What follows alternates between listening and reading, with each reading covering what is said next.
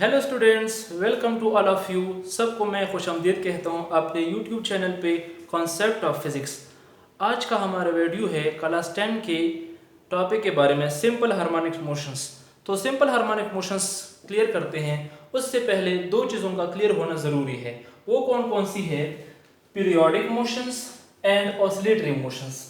Dear students, अगर आपको periodic motions और ऑसिलेटरी मोशंस के बारे में क्लियर ना हो तो आपको सिंपल हार्मोनिक मोशंस का कंसेप्ट क्लियर नहीं होगा। तो आते हैं पहले कि पीरियोडिक मोशंस क्या है और ऑसिलेटरी मोशंस क्या है। चलो जी।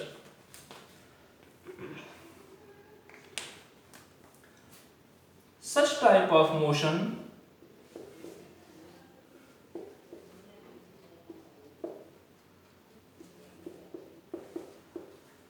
which repeat itself, मतलब ऐसा मोशन जो अपने आप को रिपीट करे, which repeat itself after equal interval of time।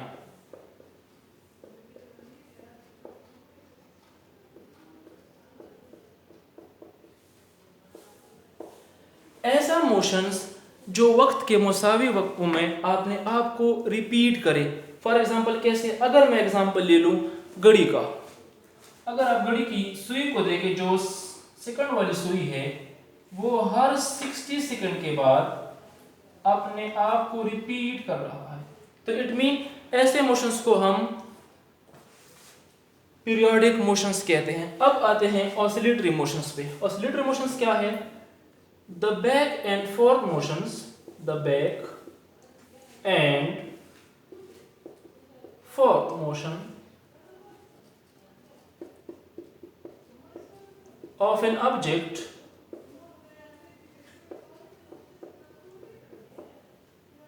from mean position. For example, किसी ऑब्जेक्ट का अपनी मेन पोजीशन से आगे और पीछे का जो मोशंस है इसको हम कहते हैं ऑसिलेटरी मोशंस। फॉर एग्जांपल कैसे? अगर हम स्प्रिंग की एग्जांपल ले लें, स्प्रिंग मास सिस्टम्स की, तो इसको जब मैं प्रेस करूंगा तो प्रेस होने के बाद ये इधर आएगा और छोड़ने के बाद ये अपनी मेन पोजीशन से कभी आगे जाएगा और कभी पीछे जाएगा। इस टाइप ऑफ मोशंस को हम कहते हैं ऑसिलेटरी मोशंस। अच्छा, अब दोनों में फर्क क्या है? पीरियोडिक मोशंस में और ऑसिलेटरी मोशन में जो बेसिक फर्क है वो ये है कि पीरियोडिक मोशन में बॉडी जिस रास्ते से जाए उसी रास्ते के थ्रू रिटर्न होना जरूरी नहीं है। इसी तरह ऑसिलेटरी मोशंस की अगर हम बात करें तो ऑसिलेटरी मोशन में बॉडी जिस पाथ के थ्रू जाए उसी पाथ में रिटर्न जरूरी है। तो इट मीन दोनों में एक डिफरेंस ये है कि पीरियोडिक मोशन में रिटर्न जरूरी नहीं है और ऑसिलेटरी मोशन में रिटर्न जरूरी है। तो इसका एक पॉइंट ये भी नोट करें आप, ये आपको बुक में नहीं मिलेगा। In periodic motion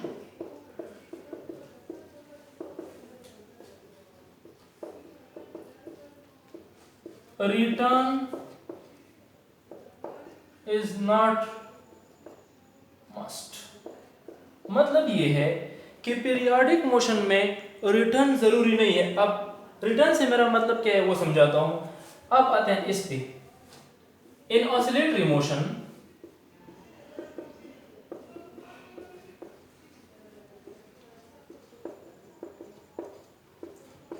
return is must. अच्छा डियर स्टूडेंट्स, अब हम ये समझते हैं कि यहाँ पे रिटर्न का क्या मतलब है। फॉर एग्जाम्पल, जिस तरह मैंने एग्जाम्पल दे दी घड़ी की, अगर आप घड़ी की सुई को ध्यान से देखें, जो सेकंड वाली है ये यहाँ से स्टार्ट होके इसी रास्ते से जाती है। मतलब कभी आपने ये नहीं देखा होगा कि जो घड़ी की सुई है वो ऐसे जाती है और फिर वापस ऐसे पलट के आती है, नहीं। क्योंकि ऐसे मोशंस को अगर जिस रास्ते से ये जाए और इसी रास्ते से वापस आए फिर हम कहते हैं कि ये पीरियोडिक मोशंस नहीं हो सकता। फॉर एग्जांपल इसी तरह ऑसिलेटरी मोशन में अगर आप देखिए स्प्रिंग मास सिस्टम का, अगर मैं बॉडी को प्रेस करूं तो ये इधर आएगा, छोड़ने के बाद ये वापस इसी रास्ते से पलट जाएगा। इट मीन जिस रास्ते से ये बॉडी गई है उसी रास्ते से ये वापस आई। अच्छा, अब देखते हैं कि इसमें दूसरा फर्क क्या है, वो थोड़ा सा समझते हैं।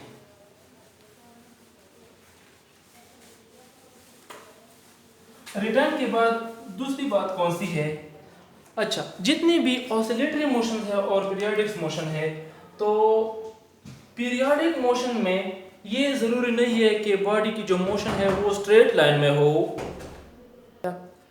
इट मीन कि पीरियोडिक मोशन में ज़रूरी नहीं है कि मोशन स्ट्रेट लाइन में हो ऐसे, बट ऑसिलेटरी मोशन में बॉडी का मोशन स्ट्रेट लाइन में होना ज़रूरी है। ये 2-3 कंडीशंस है जो कि इसमें हमें फ़र्क बताता है। अच्छा, अब आते हैं सिंपल हार्मोनिक्स मोशंस के बारे में। सिंपल हार्मोनिक्स के मोशन से पहले हमने 2-3 चीज़ों को क्लियर किया। एक था पीरियोडिक मोशंस और दूसरा था ऑसिलेटरी मोशंस। ऑसिलेटरी मोशंस में हमने क्या क्या देखा कि जो बॉडी की मोशंस है वो स्ट्रेट लाइन में होना चाहिए, और दूसरी बात ये बॉडी के मोशन टू एंड फ्रो होना चाहिए। तो अब आते हैं सिंपल हार्मोनिक मोशंस की डिफिनेशंस पे।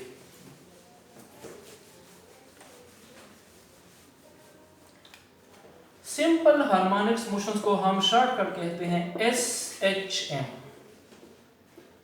अच्छा, अब सिंपल हार्मोनिक मोशन कौन सा मोशन है? It is a special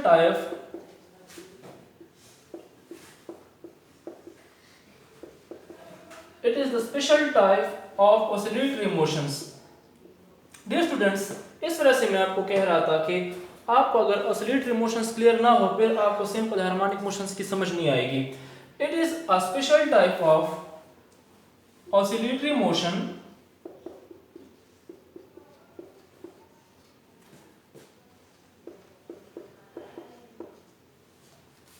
in which, जिसमें एक्सेलरेशन is directly proportional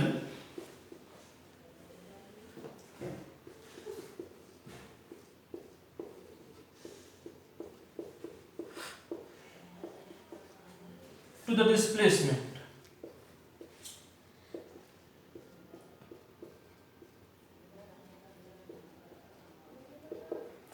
मतलब ये कि यहां से हमें एक बात क्लियर होती है, ऑसिलेटरी मोशंस इट मीन कि सिंपल हार्मोनिक मोशन भी ऑसिलेटरी मोशंस की एक स्पेशल टाइप है। मगर कैसे है कि जिसमें जो एक्सेलरेशन है वो डायरेक्टली प्रोपोर्शनल होगा डिस्प्लेसमेंट के। मैथमेटिकली हम इसको किस तरह लिख सकते हैं? Acceleration is directly proportional to displacement, where minus sign show the direction of accelerations, or this acceleration is always directly this accelerations is always toward mean position। ये जो accelerations होगा ये always mean position की तरफ होगा। अच्छा बच्चों, ये जो मैथमेटिकल स्टेटमेंट है ये आपको नजर नहीं आएगा तो ये मैं ऊपर लिखता हूँ कि acceleration is directly proportional to minus x। अच्छा, अब इसको थोड़ा सा समझते हैं कि ये क्या है।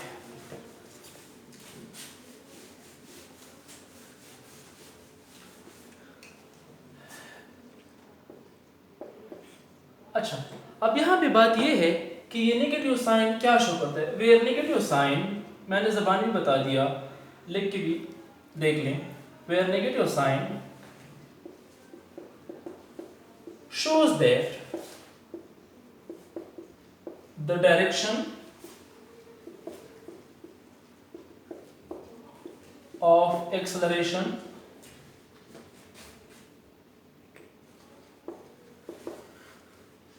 which is toward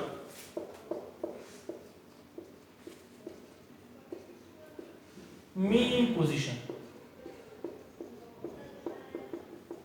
अच्छा, अब इसको थोड़ा सा समझते हैं कि इसका मतलब क्या है। सिंपल हार्मोनिक मोशन ऐसा मोशन होता है कि जिसमें जो एक्सेलरेशन है वो डिस्प्लेसमेंट के डायरेक्टली प्रोपोर्शनल होता है। मतलब क्या है कि जितना हम किसी ऑब्जेक्ट को मीन पोजीशन से ज़्यादा डिस्प्लेसमेंट देंगे, ज़्यादा डिस्प्लेस करेंगे, तो उतना ही इसमें एक्सेलरेशन ज़्यादा प्रोड्यूस होगा। या दूसरी अल्फाज में जिस डायरेक्शन में हम बॉडी को डिस्प्लेस करेंगे इसके अपोजिट डायरेक्शन में उस ऑब्जेक्ट का एक्सेलरेशन होगा।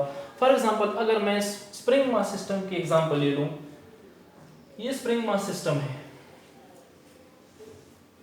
इस वक्त ये इधर मेन पोजीशन पे है। अब इसको मैं मेन पोजीशन से या तो कंप्रेस करें या इसको स्ट्रेच करें। चलो जी, मैं इसको कंप्रेस करता हूं।